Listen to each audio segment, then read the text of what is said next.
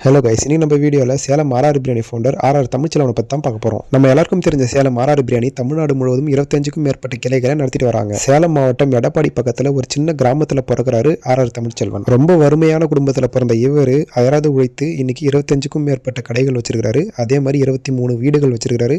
அதே மாதிரி 150க்கும் மேல கார்கள் வச்சிருக்கிறதா ஒரு இன்டர்வியூவில் சொல்லியிருக்காரு. சென்னை, கோயம்புத்தூர், மதுரை, சேலம், கரூர், தஞ்சாவூர்னு இவரோட கடைகள் எல்லா மாவட்டத்திலும் இருக்கு. அதே மாதிரி தமிழ்நாடு முழுக்க கேட்டரிங் சர்வீஸும் பண்றாரு. 5ஆம் வகுப்பு மட்டுமே படித்த ஆர்ஆர் தமிழ்ச்செல்வன் சின்ன வயசுலேயே அவங்க அம்மாவை இழந்துடுறாரு. அதே மாதிரி அப்பாவும் குடிப்பழக்கத்துக்கு அடிமையாகிடுறாரு. வறுமை தாங்க முடியாம ஏதாவது வேலை கிடைக்குமா அப்படின்னு தேடி அலையிறாரு. அப்போ அவங்க வீட்டுக்கு பக்கத்துல ஒரு டீ கடையில டீ கிளாஸ் ஒரு வேலையில சேர்றாரு. இவர் வேலை செய்யற கடையிலேயே அவங்க சொந்தக்காரங்க வராங்க. அதே மாதிரி கூட படிச்ச பசங்க வராங்க. அந்த டைம்ல ஒரு டீ கிளாஸ் கழுவுறது இவருக்கு ரொம்ப மன கஷ்டமா இருக்கு. அவங்க முன்னாடி டீ கிளாஸ் கழுவுறதுக்கு கூச்சப்பட்டுட்டு அந்த வேலையை விடுறாரு தமிழ்ச்செல்வன். நம்ம உள்ளூர்ல இருக்க தேவையில்ல, வெளியூர் போய் பழச்சிக்கலாம் அப்படின்னு முடிவு பண்றாரு. எம்ஜிஆர் ஒரு படத்துல சென்னை மாநகரத்துக்கு வந்து லோடு இழுத்து பணக்காரன் ஆவாரு. அதே மாதிரி நம்மளும் பணக்காரன் ஆகலாம் அப்படின்னு யோசிச்சு சென்னைக்கு வரலாம்னு முடிவு பண்றாரு. கையில காசு இல்லாம, மாத்திக்க துணிமணி இல்லாம, வயிற்றுல பசியை மட்டுமே வச்சுட்டு சென்னைக்கு வராரு தமிழ்ச்செல்வன். சென்னைக்கு வந்து வேலை தேடி நிறைய இடத்துல ஏறி இறங்குறாரு. கடைசியாக இவருக்கு ஒரு காய்கறி மார்க்கெட்ல வேலை கிடைக்குது. மார்க்கெட்டுக்கு இரவு நேரங்கள்ல வெளியூர்ல இருந்து லாரிகள் வரும். அந்த லாரில இருந்து இருக்கிற காய்கறி மூட்டைகளை எடுத்து கடையில அடுக்கி வைக்கிறது தான் இவரோட வேலை. பெரிய பெரிய மூட்டையை தூக்கி இறக்குற வேலையா இருந்தாலும் அந்த வேலையை அவர் கடினமா செய்யறாரு. இருந்தாலும் அவருக்கு ஊதியம் பெருசா வழங்கப்படல. வேலையும் கஷ்டமா இருக்கு, அதுக்கான ஊதியமும் இல்ல.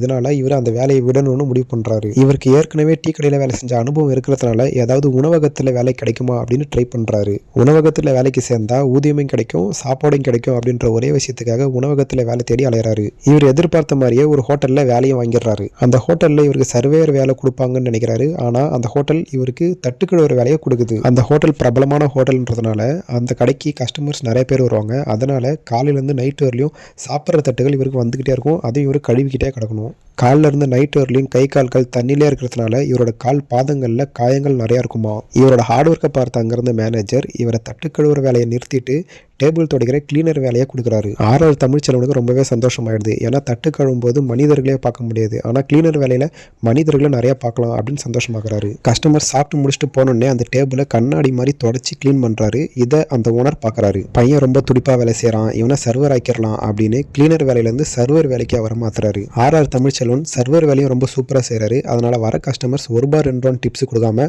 ₹5 6 டிப்ஸ் கொடுக்குறாங்க. கொஞ்சம் வருடங்கள் இப்படியே போகுது. தட்டு கழுவுறதுல வேலைக்கு சேர்ந்து அப்புறம் கிளீனர் ஆகி அப்புறம் சர்வர் ஆகி அப்புறம் மாஸ்டர் ஆகுறாரு.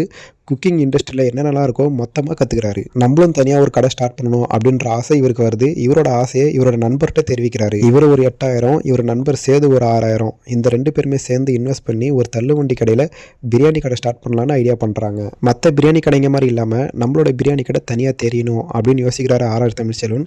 அதுக்காகவே பாஸ்மதி ரைஸ் அப்படின்ற ஒரு புது யுக்தியை உள்ளே கொண்டு வராரு. பிரியாணி இப்போ தான் பாஸ்மதி ரைஸில் எல்லாம் செய்கிறாங்க. ஆனால் அவரோட காலத்தில் பாஸ்மதி ரைஸில் பிரியாணி யாருமே செஞ்சதில்லை.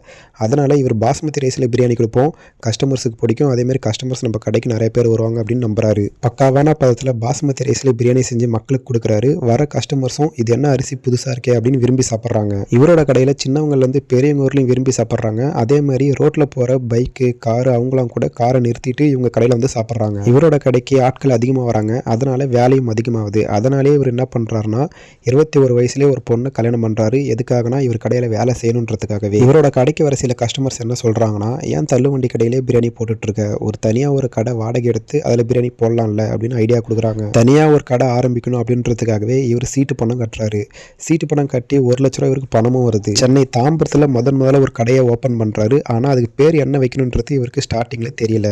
ஒரு நாள் நைட்டு ஃபுல்லாக உட்காந்து கடைக்கு என்ன பேர் வைக்கலாம் அப்படின்னு யோசிக்கிறாரு. என்னுடைய இனிஷியல் ஆர்ஆர், நான் எந்த மாவட்டத்தில் வரேன்னா சேலம் மாவட்டத்திலேருந்து வரேன், ஸோ சேலம் ஆர்ஆர் பிரியாணி அப்படின்னு கடை பேரை ஃபிக்ஸ் பண்ணுறாரு. வெறும் 4 டேபிள் போட்டு தாம்பரத்தில் சேலம் ஆர்ஆர் பிரியாணி அப்படின்ற ஒரு கடையை ஓப்பன் பண்றாரு தமிழ்ச்செல்வன். இவரோட கடை கொஞ்ச நாள்லயே நல்லா பிக்கப் ஆகுது. அதே மாதிரி மக்கள் மத்தியில பிரபலமும் ஆகுது. கேட்டரிங் சர்வீஸ்லயும் இவரு இறங்குறாரு. அதுலயும் நல்லா கொடி கட்டி பறகுறாரு. இன்னைக்கு தமிழ்நாட்டுல 25 பிரான்ச்சஸ்க்கு மேல சேலம் ஆர்ஆர் பிரியாணி இருக்கு. அதே மாதிரி இவரோட கடை பேரை சொன்னா தெரியாதவங்களே இல்ல. சின்ன வயசுல ஒருவேளை சாப்பாட்டுக்கே கஷ்டப்பட்ட இவரு இன்னைக்கு 23 வீடு வச்சிருக்காரு. அதே மாதிரி 150க்கும் மேற்பட்ட கார்களை வச்சிருக்காரு. ஓகே காய்ஸ், இந்த வீடியோ உங்களுக்கு பிடிச்சிருக்குன்னு நினைக்கிறேன். வீடியோ பிடிச்சிருந்தா லைக் பண்ணுங்க, கமெண்ட் பண்ணுங்க, ஷேர் பண்ணுங்க. மறக்காம நம்ம பேஜை சப்ஸ்கிரைப் பண்ணுங்க. தேங்க்யூ, பாய்.